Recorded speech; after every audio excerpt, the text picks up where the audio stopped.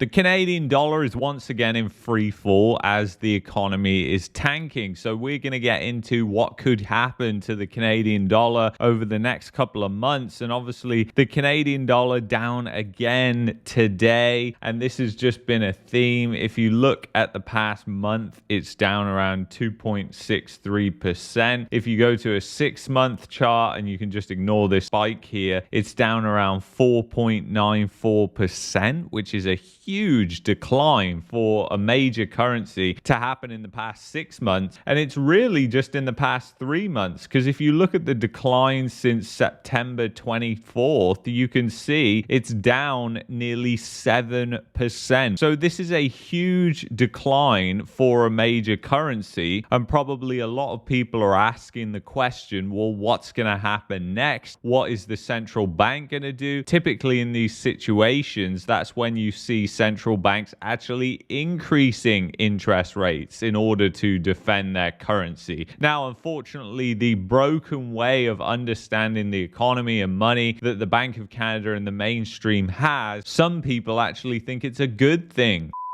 YouTube has wrongfully demonetized this channel. Please help support the content if you can by going to the links in the description or the pinned comment. buymeacoffee.com/marketmania. Go to my X and retweet the tweet, which is linked below. You can also get a VPN with ExpressVPN that would help me out a lot. We have an affiliate deal with ExpressVPN. Thank you so much for your continued support.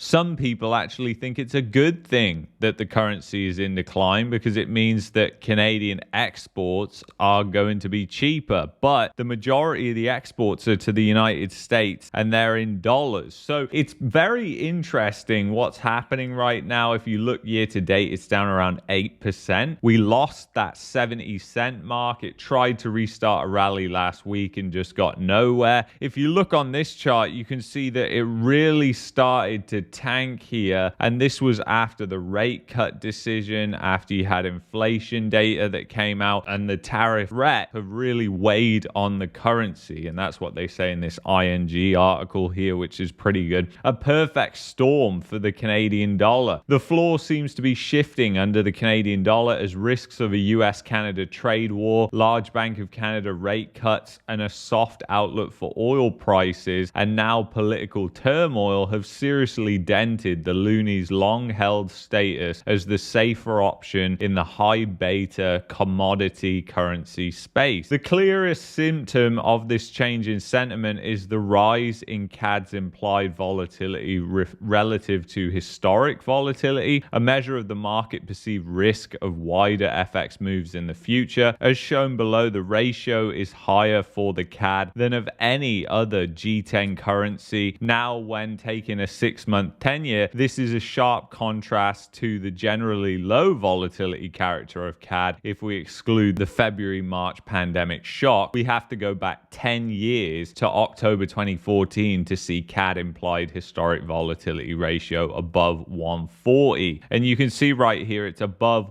140 for the Canadian dollar. And you know, you have to really think about what's going on here. Obviously, if you're comparing this to the major currencies, we have to look at Canada's economy, because a currency, a lot of people are looking at the risk there of what's going on with the economy. Is the economy healthy in Canada? And as we know on this channel, it's not healthy at all. And then you've got the political turmoil that you can add to that. Obviously, we know the government is essentially imploding on itself right now, and it's about time. This government should have imploded years ago. And then on the top of that, you've got like a housing bubble, you've got a government bubble, you've got an immigration bubble. And unfortunately, what most people don't understand is there's not a lot of the real economy actually left in Canada. A lot of it centers around either the real estate bubble, the government bubble, or the immigration bubble. And that's really unfortunate, because as these bubbles unwind, as we're already seeing, you begin to really see the turmoil that comes with it. We've seen that with the layoffs. We've seen that with the rise in crime, which is everything that you would expect when you're heading into bad and turbulent economic times. So 2% worth of risk premium priced into CAD. USD CAD has appreciated 7.5% since the start of 2024. This has primarily been a consequence of the exceptional widening in the short-term USD CAD rate differential driven by Fed, Bank of Canada policy divergence. So basically they're talking about the difference in interest rates between Canada and the United States, which have weighed on the Canadian dollar. Obviously the Canadian central bank, the Bank of Canada, started cutting before the Fed. They're much lower now in their policy rate than the Fed. They've been much more dovish in their stance for future rate cuts, unlike the Fed. So basically you've also had inflation data that has been coming in much weaker in Canada than the United States. You've had economic data that's been coming in weaker, and you've also had the unemployment data that has been coming in weaker as well. So all of this is kind of negative for the currency, but when you look into the future, it's actually very interesting because they say that you're getting into an overvaluation, and you can see here this chart goes back 6 years, and you can see there aren't many times where you've got this stretched over valuation where we're heading right now. And obviously USD CAD, that's just the other way around. Most Canadians are going to be looking at a chart of CAD USD, which right now is around 69 cents, and it's been bouncing up and down, but it recently broke that 70 cent support, which is really, really bad. If you think about that, the last time that we were at this levels, you had the pandemic that was going on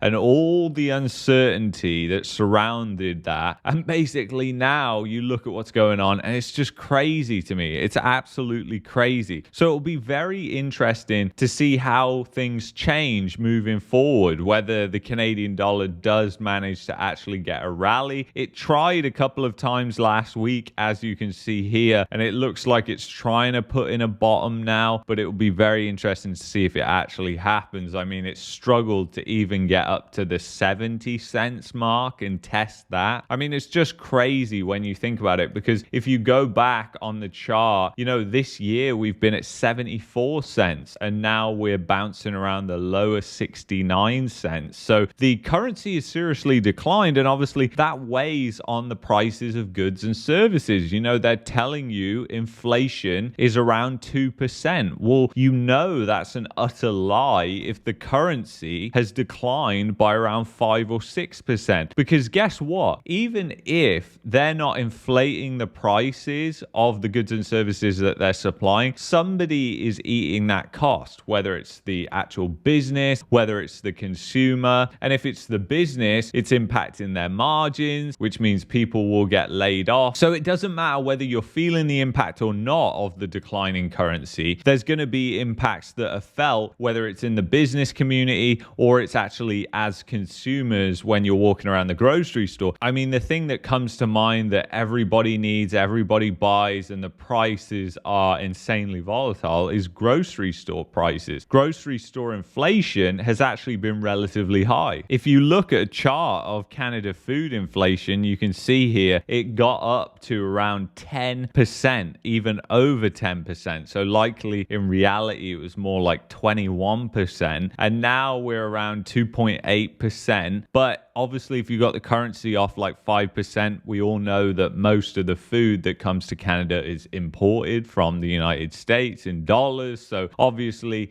if you're having to put up more Canadian dollars to buy that food, then that's going to lead to higher prices. And because of the oligarchy set up with all the grocery store chains in Canada, there's no competition. It's not like there's a massive amount of competition which is going to keep the prices low. No, they'll just go right away and increase the prices, and that's why you see such a lot of volatility. So the currency in decline is a really bad sign, and Canada isn't the only place that this is happening. Obviously the pound, the euro also suffering heavily. If you've enjoyed this video, please help support the channel because we have been demonetized. Go to buymeacoffee.com/market mania. If you've enjoyed this video, check out this video here. Also subscribe to the new channel below.